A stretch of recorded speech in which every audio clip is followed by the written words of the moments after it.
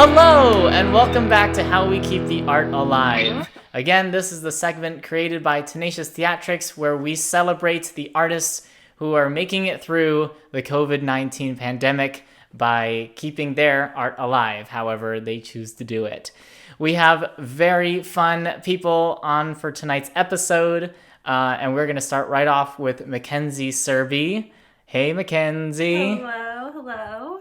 It's funny because, I plan to do an interview with you anyway, but I feel like we talk on Zoom and the phone every single day, so it's like every day's an interview with Mackenzie. It's like, what else is there to talk about? What else do you know? I know. Well, now it's time to share with, the rest of the world, I would say. So just tell us a little bit about your background, where you're working now, where you're living, all that good stuff.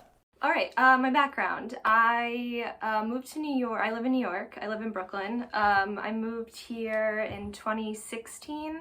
I graduated with a degree in retail and fashion merchandising. Before that, I was going to school as a dance major, but then needed to take a little break. So moved to New York, figured I would try to get a job doing something in the retail fashion merchandising world. I had no idea what that would be. I was also not that excited about it, but figured I would try to do it anyways. Did it. Worked in like a sort of corporate environment that I absolutely hated. Really was just not for me. So then I wanted to get back into like the entertainment. I was a dancer all growing up my entire life, and then really missed dancing and missed anything that had to do with being creative. I think I kind of shut it out for a long period of time, and then came crawling back. And so then I started volunteering for a nonprofit theater in the Lower East Side, where I now work in the development and marketing office. It's Theater for the New City. And then I've been working on some projects with them, and then that was sort of the start of like getting into this industry and changing my life, and then changing what I was focusing on and what I wanted to do. And then COVID hit, so now everything is online, and obviously working with Tenacious Theatrics, doing choreography with you guys and production managing. Yeah, that's sort of where I'm at right now. Did I answer the question? You did. It's funny that you said you guys, because you guys is us. I know. It's me and you and Claire and we are you guys. Yeah.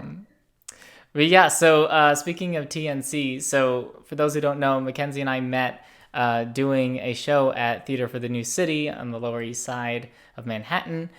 We did this show called Hooked on Happiness. It was a brand new musical about climate change and how our parents and our grandparents are the reason why climate change is a thing. And it was a show within a show, very meta. It was a funky where show. we were high schoolers performing a show, and we didn't want to do, what was it, MAME or something? I don't remember. We didn't want to do some show that the drama teacher had picked, so we ended up writing our own show about climate change, and then we performed it for the parents, who were the people that were sitting in the audience. Again, it's very meta.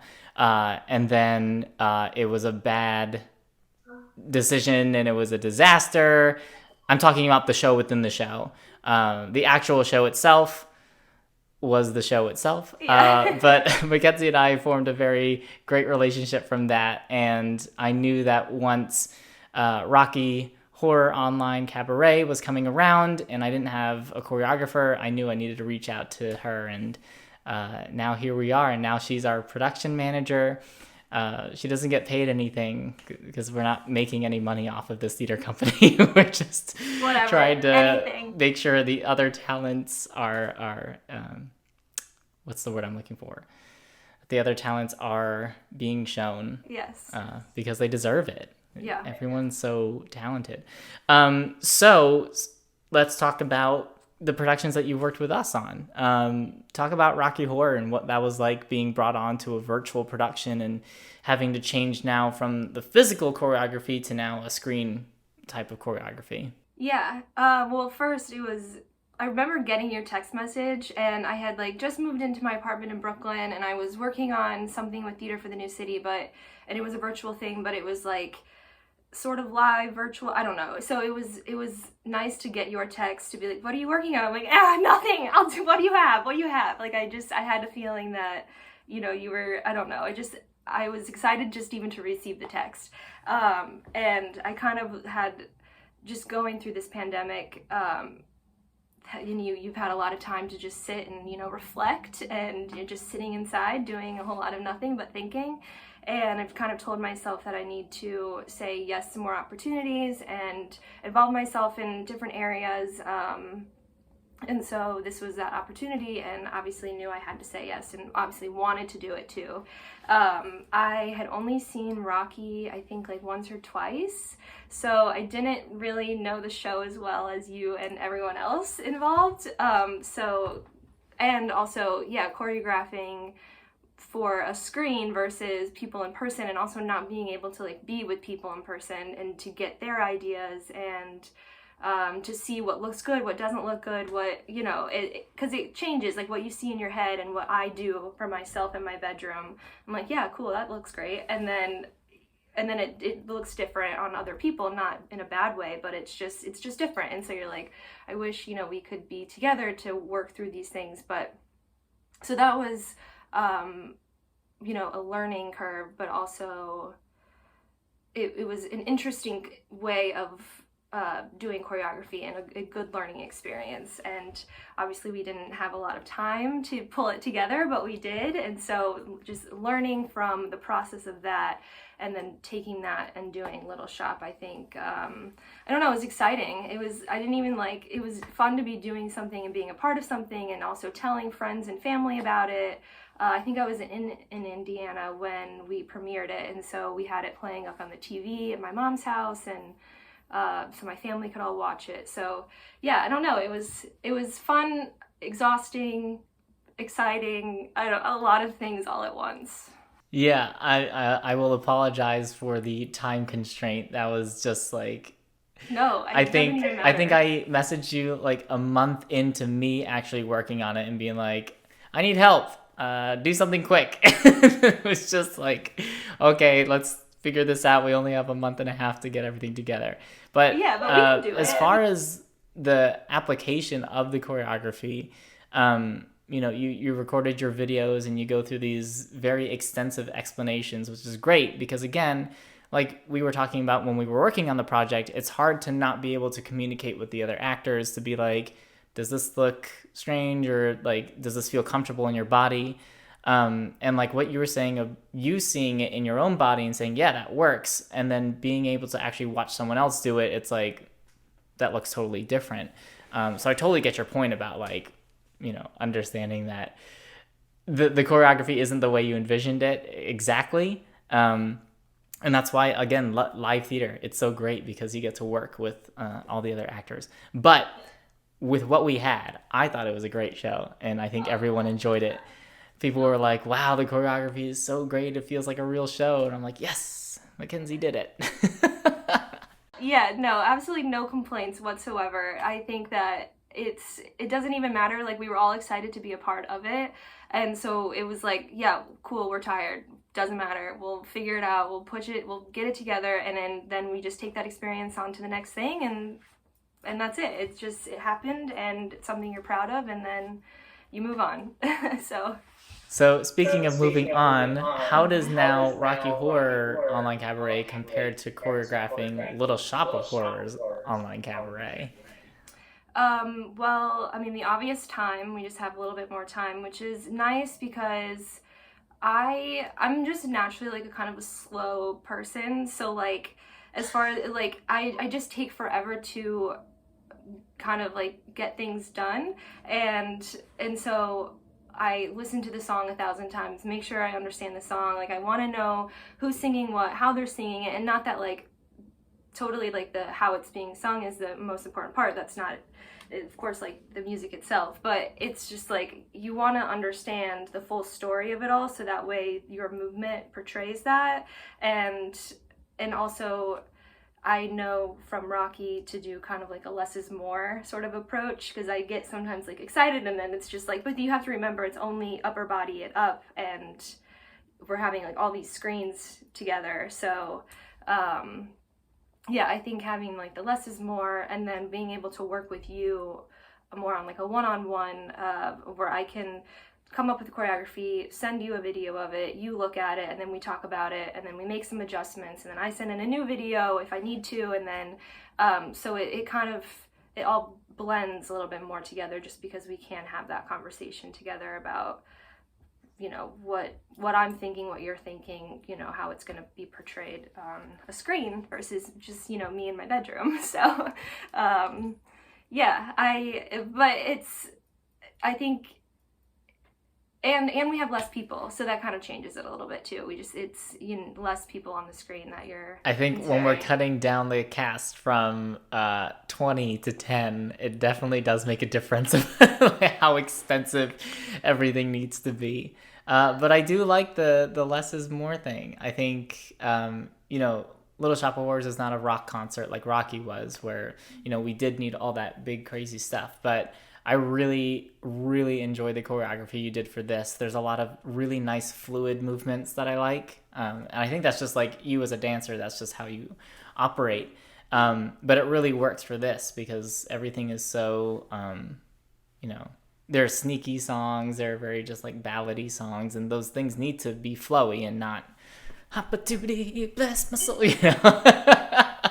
But, you know, it's like, both are so fun. It's nice to have like total opposites of what you're working on, because, you know, I want to be able to be diverse in my movement and who I'm working with and how I'm working, and, you know, all of that. So it's fun to work on totally different projects. And I also just like, I'm not a singer. I do sing a lot, like to myself. I hear you sing a lot.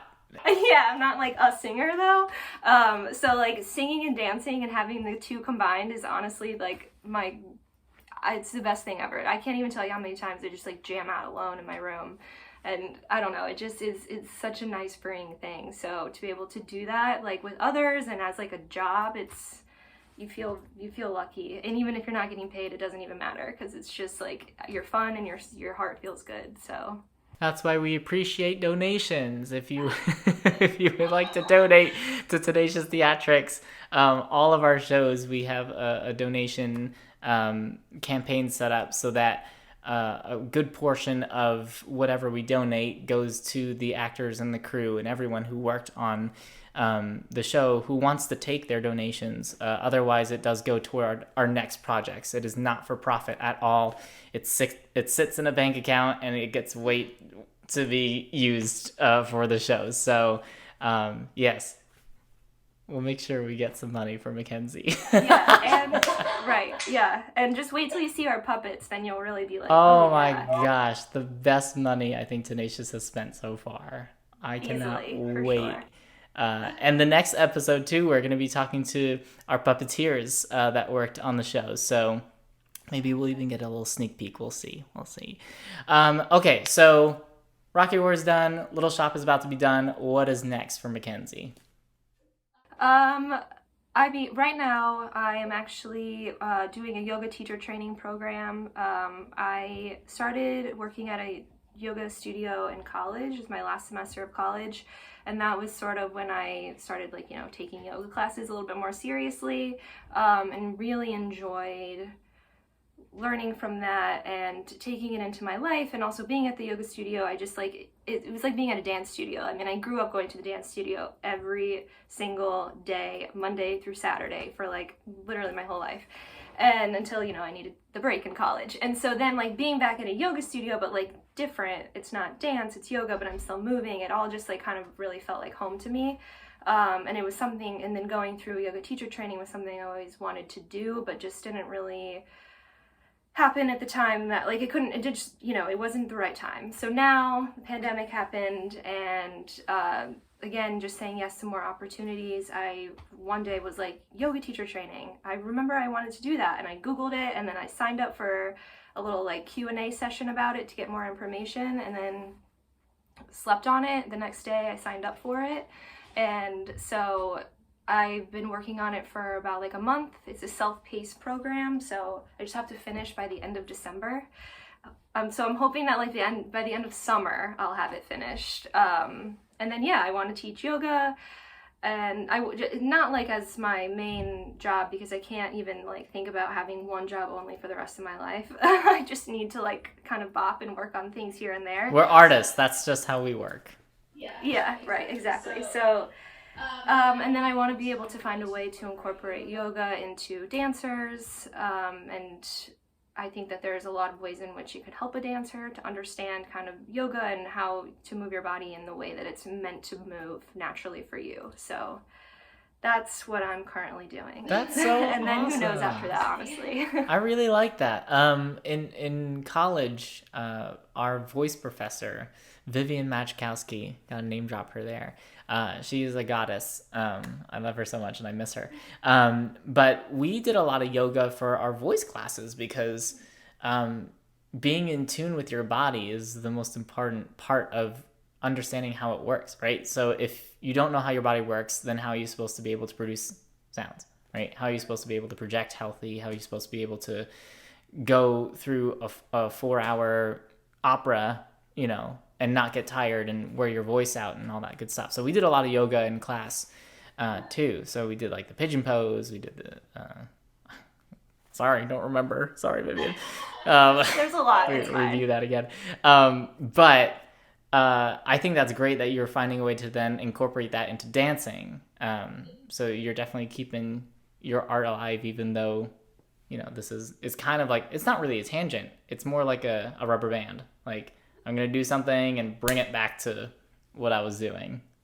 Right.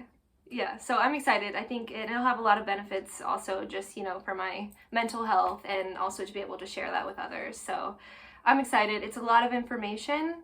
I have moments where I get really overwhelmed and I just have to like step back and like, what did I just read 1,000 times over? Because it's kind of confusing, but at the same time, you just keep chugging along and then it all kind of clicks. So awesome. All right, Mackenzie, you have anything that you'd like to share? Just your last little thoughts.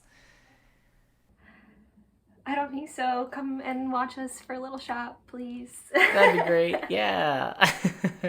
May 16th to the 23rd. Yay. Yeah. Awesome. Thanks, Mackenzie. Thank you. Thank you. Sweet. So next up, we have Becca Adams Weinberg. Make sure we get the Adams in there. It's important, right? Is it a stage name or is it just a preferred name? It's actually my middle name is Adams, and growing up I hated it, my middle name, but now I just have like a little appreciation for it, and I wanted to just add that, Yeah, no, I think it's good to be in touch with your roots, I think that's awesome. So Becca and I have a very long history, which is really funny because we've seen each other, how many times? Maybe like 4 or 5? Yeah, but like 3 of them were totally random, just like running into each other happening. Right. So here's the abridged version of Becca and my relationship. We met at the Cranky Cabaret, which we mentioned in 2 episodes ago. It's this cabaret that happens in New York where people sing about what they're cranky about and what they're pissed off about. And then you ran into me another time. Was it on the train or? It was on the subway. We did, but also we had extra together on West Side Story. Yeah, West Side Story. That's right. It was West Side Story. Which we're still waiting for it to come out. Yeah. It'll come out soon. But yeah, we extra together on West Side Story. We ran into each other and we were like, oh, you're the fanny pack guy. Because my song that I sang for the Cricket Cabaret was a fanny pack song. It was very funny. Or at least I think it was funny. And yeah, so that's where we're like, yeah, we know each other. And then we ran into each other on the train, I think twice after that. And then once Rocky came out, we realized that Juliana, who played our Magenta, was your best friend. And it was like, oh my gosh, how are all these things happening? She's one of my good friends, and she told me, she was like, yeah, we found out you guys know each other. And I was like, what? It's just so crazy. We talk, I think, every episode about how small this entertainment world really is. Like, there are millions, I want to say millions of us all over the world doing this thing. And it's crazy how this person knows each other, and, you know, these two people meet and it's like, oh yeah, I know that person, and they all get connected. It's just absolutely insane to think that this world is so big, but we are still here together. So I'm just excited to get the chance to talk to you, you know, as a person, and not just like the girl I ran into 100 times in New York. So tell me and our audience just a little bit about your background as well, and how you got into this crazy business. Yeah, so I'm originally from Washington State, and I've been in New York for about 4.5 years. I moved here for college. I went to Cap 21 and got my BFA in musical theater, but I started when I was in 2nd grade. My first show was Shakespeare's A Midsummer Night's Dream, and I played one of the fairies. I think I had like one line, but I loved it after that. So yeah, and I basically knew that I wanted to do musical theater, or at least theater in some way, ever since. So when I was applying for colleges, and I picked Cap 21, and New York City was always where I wanted to go, so yeah. Yeah. So were you in the same class as Juliana, or a different class? Yeah, we were. One of my favorite experiences ever was our senior year main stage. We were in Spring Awakening together, and she was Venla, and she did amazing, and I was Taya, which was really fun, and we got to work together on that. That's so awesome. So I know because she performed her showcase song on her interview. So what was your showcase song? My showcase song, it's called If We Meet Again. It's an Alexander Sage Oyen song. It's very pretty and chill. It's just a very sweet song. It's a very sweet song. I actually sprained my ankle the day of our showcase filming, so I was really lucky that it wasn't like kind of all over the place song, because I had to sit in a stool and sing it. Well, yeah, that's pretty lucky, because I know that because of COVID, it had to be filmed, right? Or else it would have been live. Is that correct? It was supposed to be last May live, and we had kind of talked about doing a live version in September when COVID was going to be over, but that was September of 2020, so COVID wasn't over. But instead, they decided to have us go to like a studio and just film each person's individually, so we could have it all done, and that was kind of a cool experience too. I was just happy to be there and to finally be filming, so... Yeah, no, that's super awesome. So moving to New York, was Broadway the dream, or is Broadway the dream? I should say is. Come on, is. That would be really cool. I think that's always been like a dream. But also you think about like the types of projects that I feel like I would love doing are kind of more like interesting, like experimental type stuff, which can go to Broadway a lot of the time too. But I feel like off Broadway would also be really cool. I don't know, I'm kind of just here going wherever life takes me, especially now that COVID's happened and the theater industry is at a bit of a standstill. I'm kind of just trying everything. Like, I'm trying a little bit of film, trying a little bit of voiceover, and I kind of just want to do a little bit of just try everything a little bit, you know? Yeah, no, I mean, absolutely. That's the whole point of, again, Tenacious Theatrics. The whole mission is to keep art alive, and however we find joy in creating art is whatever it's going to be. It doesn't have to be theater. You know, it's awesome. So when we did West Side, was that your first time doing extra stuff, or have you been keeping yourself busy with other projects? Because I know New York has a lot of film. Yeah, I really didn't do film as in like acting in film until this year. Because of COVID, like I said, I've been trying to do some. So I've been doing some student films this year and some like small, low budget type films. But before that, I did a lot of background work. If you've ever seen Everything Sucks on Netflix, I was one of the drama kids, like a recurring background, which was really fun because we just kind of got to hang out on set for like a month. What? Everything Sucks? Yeah, I don't know what that's about. It's a Netflix show that had like one season, and I was one of the drama kids in it, but it was so fun because it was just a group of like 5 of us who got to play like quirky, weird drama kids who didn't have any lines, who just like hung around in the background while the leads had their scenes, and we did that for like a month straight, and it was a lot of fun. But I definitely think that background work is fun, but it's nice to have some lines, and I'm starting to get more into having something to say on them, so that's fun. That's so funny. Yeah, I really don't have a lot of film experience personally. I think West Side was the first time I've ever been in like a big thing like that. And I remember sitting on the train waiting for the director to come by, or I don't think he was the director. I think it was like the PA or something. And he was like telling us like where to go and what directions to go, and this is your 1, this is your 2.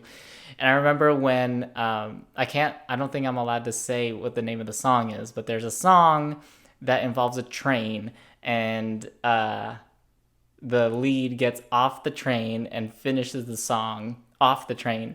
And I remember whoever it was telling me, yeah, you get to go walk up the stairs. So I knew I was going to be in the shot. No matter what, they can't end the song without that shot. So I'm like, I'm waiting for this film to come out so I can see my butt on the big screen.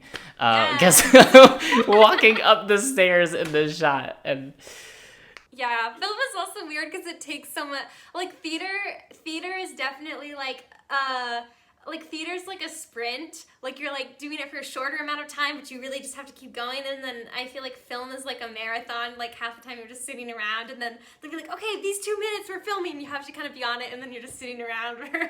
But it's like different, but it's fun. Do you remember how many times they reset that train for that one stupid little like entrance scene? Yeah, exactly. And then I think it was raining too, and all of the people had like curls, like these like elaborate curls in her hair, and the only bathroom was outside. And in that porta potty. Oh my god, that porta potty was... Yeah, so they had to like end it early, I think, if I can remember right. Oh my god, I'm getting PTSD now. Oh my gosh. But yeah, I mean, yes, film is fun, right? I enjoy creating that art, but I don't know, I think theater is definitely the thing for me. Yeah, I think so too. I think for me too. Theater just has like a magic quality about it. I mean, yes, magic is absolutely the word. So speaking of the magic, you have a song to sing for us today. I'm very excited to hear. I do. Yeah, this is one of my favorite songs to sing. I love Play Rehearsal from Be More Chill. Also one of my favorite shows. Yes, I keep seeing on your Facebook you post all about it. So. Yeah. I sang this a little while back. Yes, let's hear it.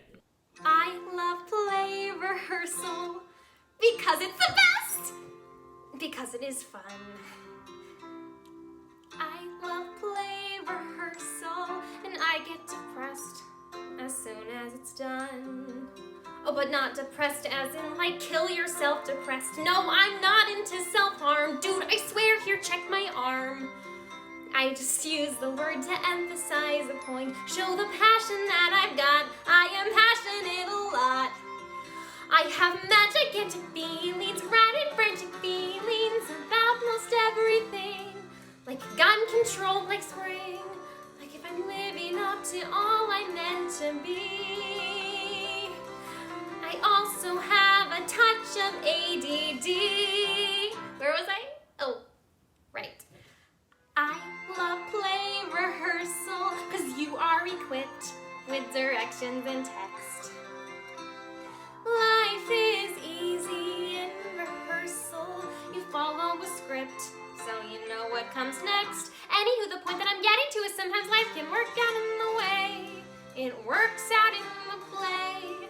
Like the only time I get to be the center of attention, it's when I'm Juliet or Blanche d'Amboise. And can I mention that was really one of my best roles? You were there, right? You were in the audience, yeah?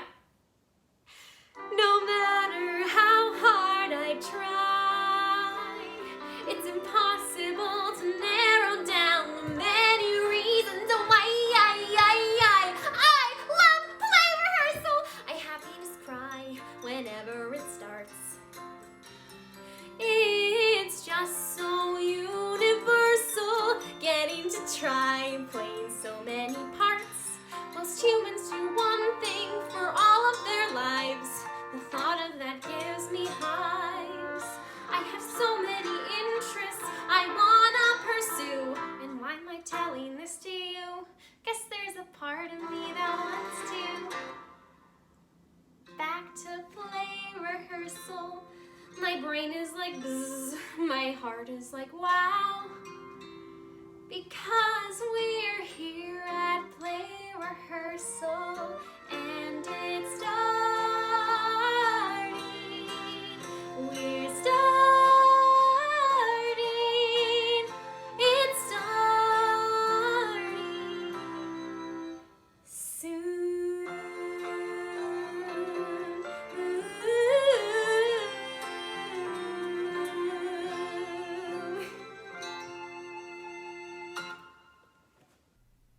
We're all clapping. They're all clapping on the screen. I wish there was a way to, to show what we're doing here, because this is all pre-recorded and edited in a way that works for the highest quality. But after every performance, everybody claps, and it's such an inviting space.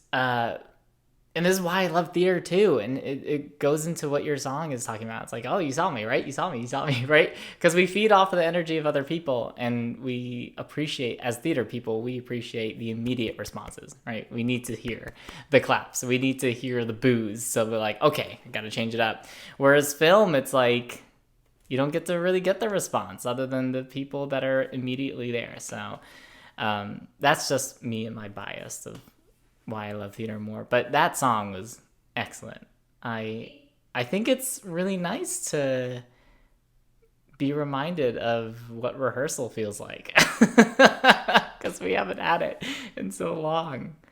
Even a Zoom rehearsal, though, I get excited for now. It's still not the same, but it's still something. Yeah. Oh man. So what? You just said Zoom rehearsal. Are you rehearsing for something? Yeah, I'm rehearsing kind of a couple of little things. One of the things I'm working on is a new play that's being written.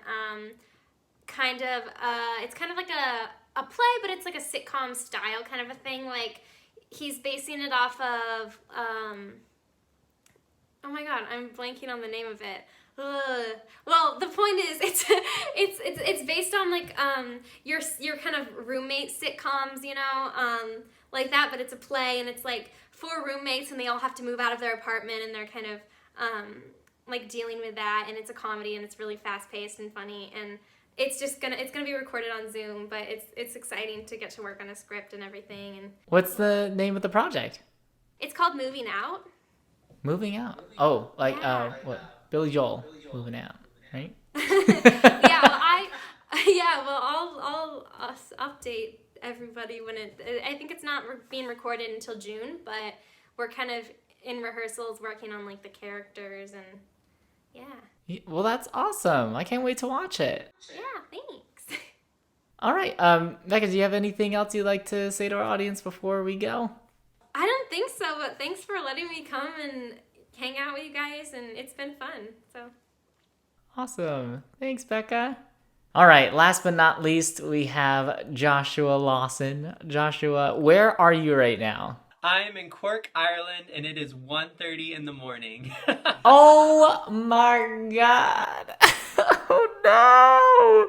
I was saying, okay, so I know he's not in the country, but he said okay to an 8 o'clock time, so I'm sure that it's fine, and now you're destroying my dreams. I'm so sorry. I did not realize it's 1:30 in the morning. Dig, quick question. When you made this whole schedule and I was supposed to be on the first episode, was that to have an all Rocky episode? I was trying to figure out how to balance between Rocky and how to balance between like people sharing projects and singing songs. So there was a whole like lineup schedule, and you probably actually would have been better with our episode 3, because we had someone in the Netherlands, someone in Scotland, and then you're in Ireland. That would have been the whole like international episode. But we have you here now, and I'm very grateful. I'm sorry that it's 1:30 in the morning. It's literally no big deal, because I go back home in a week and a half for like 2-ish weeks. And so I'm already trying to stay up a little bit later every day to slowly get myself ready for when I go back home. So all the jet lag won't hit me too hard. So last night I stayed up till midnight, so now I'm staying up till 1. It's going to work out. Are you staying with Simon? I am! He's asleep right now because he has school in the morning. Of course, of course. Good job for remembering his name. 10 out of 10. Come on! I can't forget about Simon. Especially, you know, the name is ingrained in my head because of Rocky, because you were doing that very interesting choreography for Charles Atlas. And you were like, this is for you, Simon! I'm like, now I can't forget. So just to make sure everyone else is on the same page here, why don't you just talk about yourself a little bit, your background as well, and how we got introduced together? For sure. My name's Joshua Lawson. I'm a certified triple threat. I do arts and crafts. I'm a magician. That's Miranda. I'm just kidding. No. I am Josh. I am a performer. I've worked all over. I don't know. I started out, my first professional gig was at Disney World for 2 years as a performer. I did Festival of the Lion King. I did Christmas Castle Show. I opened Festival of Fantasy Parade. And then I left that to go be a performer with Royal Caribbean for 2 years. And then came home and realized because I went to college for a year and I hated it. And I really want to go back and try again. But I realized it was just not the college for me. It was just a lot of mean people that were like definitely trial by fire, as opposed to being like nurturing and loving you for who you are as an individual. And I got a really bad taste in my mouth for it. So I came back after my second contract with Royal and was like, I have no idea what I'm doing, like at all. And I would like to know what I'm supposed to be doing. So I kind of hooked up with my now mentor, Bobby Biggs, Mr. Robert Bobby Biggs. And he took me under his wing and kind of trained me in classical ballet and a lot of technical training, because I was in and out of the studio as a kid, but I was never consistent because I was always doing competitive theater because I'm super queer. So, like, you know, keeping it cool. Speaking of being more chill. No, but yeah, no, spent 2 years with Bobby, really training, got a job as a dancer on Princess Cruise Lines, was mid-contract on my second ship, the Majestic, and then got sent home after opening our second show. And they were like, well, you're going to be gone for a month because COVID. Oh, you're going to be gone for 3 months because of COVID. Oh, wait, we're canceling your contract because it was supposed to end in 2 weeks. And, yeah, you'll be first to come back. And so now we're still on the waiting to come back. But it's okay because I got to hook up with you and do Rocky over last October-ish.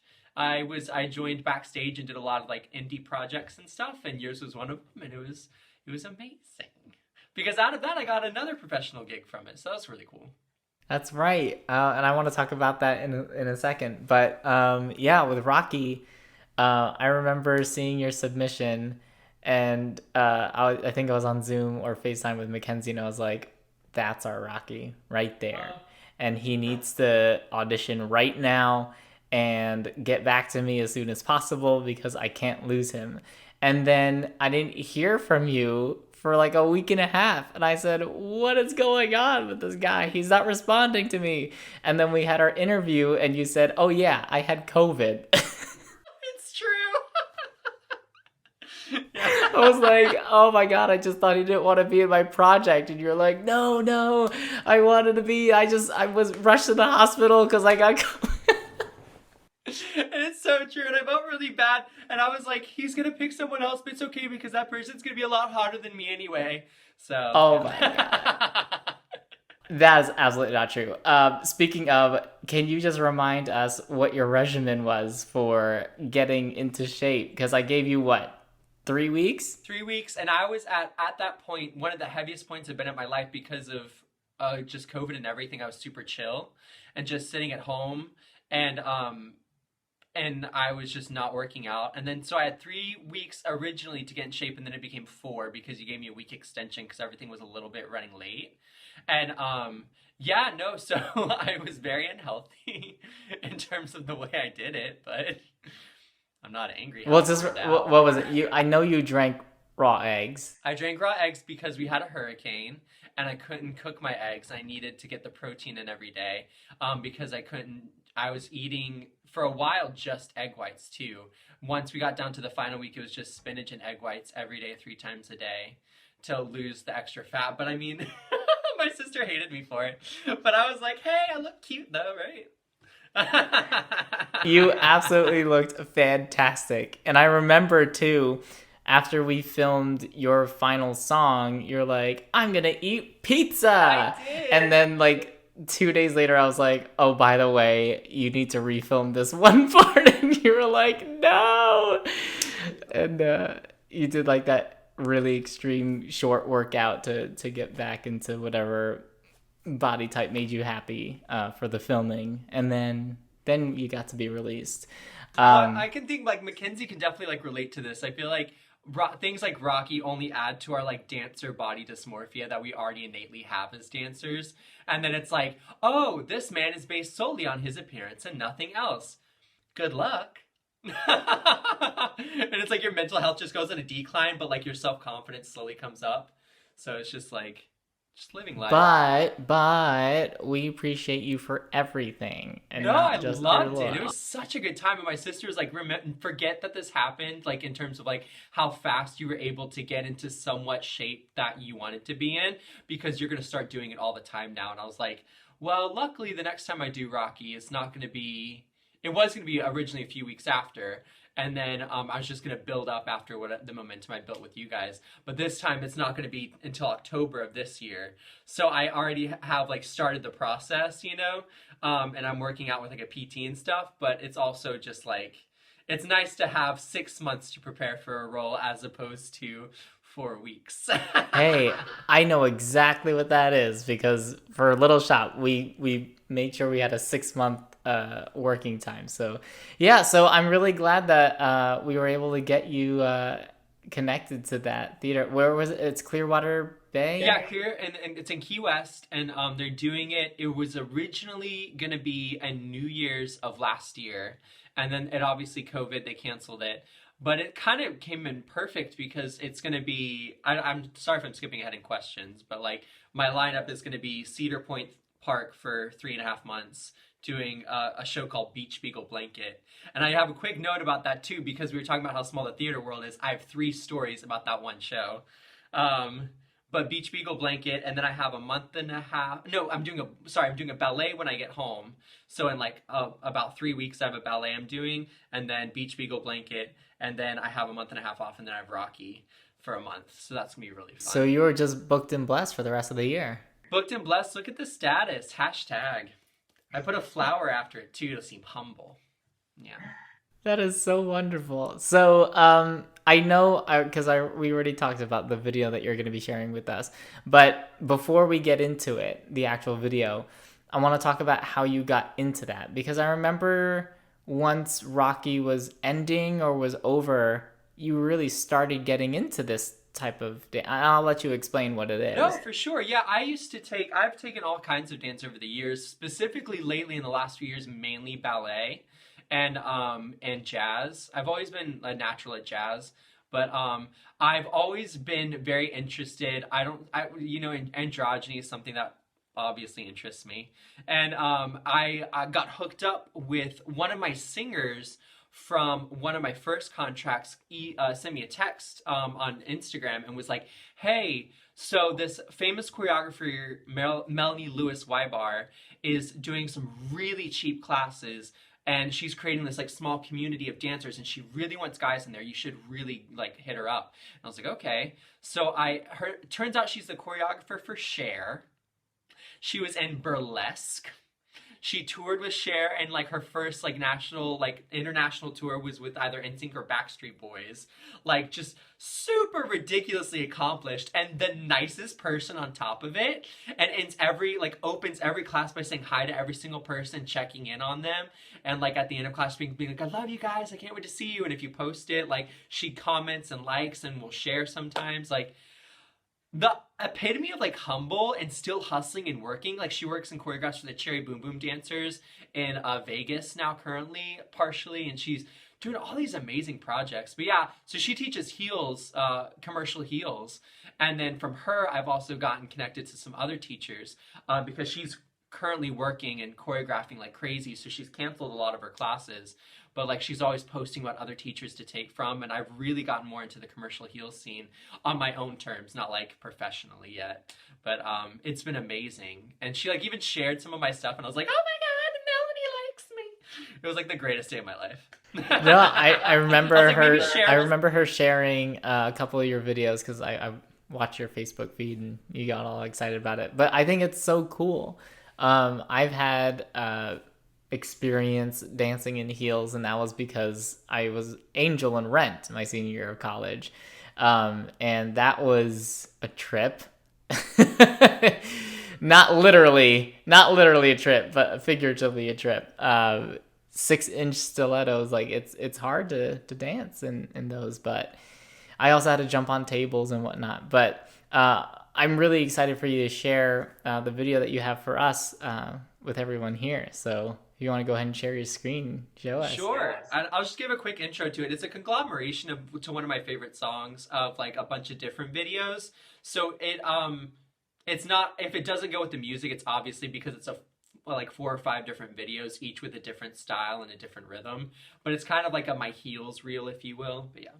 Okay. Yeah. You ready? Yeah. Let her rip. When I get messed up at the party, I make a scene and get upset. But when I wake up in the morning, you bring me breakfast in bed and act like there's nothing to forget. Maybe I should count my blessings that you're just that tight. So call me masochistic, but sometimes I want to fight. Every time I leave, you pull me closer. I hang up the phone, you call me back. Why don't you mess me around like you're supposed to? You're telling me cool cause I'm just wanting you to react.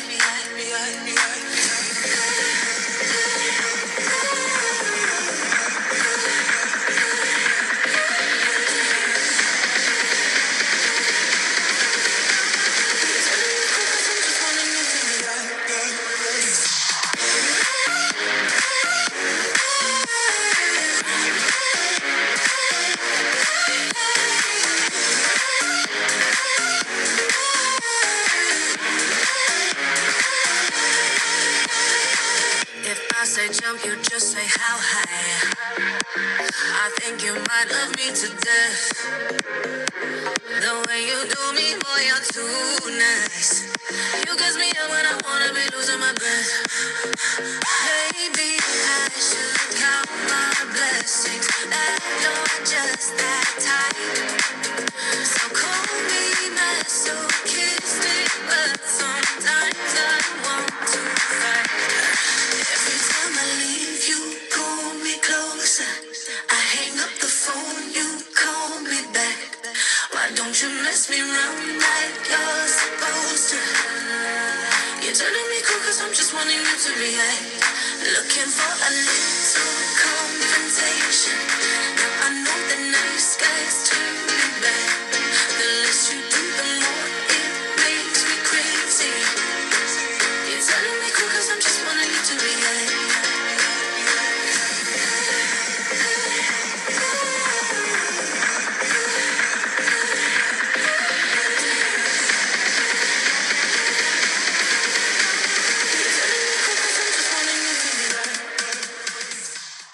Oh my god. You move so natural. It looks like you've been doing this since you've been born. Thanks. And what was so funny, one of my favorite things that I think about is like when I posted one of my first videos from her class and you like commented on it and you're like, we didn't have you dance at all in Rocky. And I was like, yeah. But you had me sing, which I was still working on. It's just first off, your legs are amazing. Second off, everything just was precise and coordinated, and I think you're great. I'm sure Mackenzie has some notes, but you know, we'll make it work. What? She'd be like, I noticed that you were a little sickled on this part. And I'd be like, it's heels. Uh, You're allowed to sickle. It's a The lines different are a little beast. different. It's harder. No, you nailed it. That was awesome. Well, I'm very, very excited for what the future is set for you, at least for this year. And I hope so much more success too. Do you have anything that you'd like to say before we go? No, I mean, thank you for this opportunity, and also for, I mean, I loved Rocky, and I had such a good time collaborating with everyone. So it's nice to like continue, like I took a quick session. I did a couple sessions with actor therapy with Lindsay Mendez and Ryan Scott Oliver over the past couple months, and they said that they're like, all these things that you've been working on in this time are going to be little seeds that are going to grow into something more and more. So it's nice that we're still connected and we're still talking. And when you contacted about doing this interview, I was like, oh my God, is like RSO like psychic? Because it's happening. Yeah. We try to keep our family. RSO, sorry, for those who aren't in the know, Ryan Scott Oliver goes by RSO to those who know him. I don't know him. I barely know him. I can text him, but he probably won't respond. Well, awesome. Thank you so much, Josh, for joining us tonight. Check me out at joshualawson.org. Yes, we'll have that website just there. Somewhere there. We always like to end that right there. But yeah, we want to thank all the artists that came on tonight. And I want to thank all you guys for tuning in with us. Everything can be found on tenacioustheatrics.com, all of our episodes, all of our projects. And of course, you can subscribe to our YouTube channel so you're up to date on all the episodes that come out. I think we have 6 or 7 for this, I want to call it a season. So I'm very excited for you to see the rest of them and for you to watch the previous ones. But for now, we're going to go. So we'll see you on the next episode.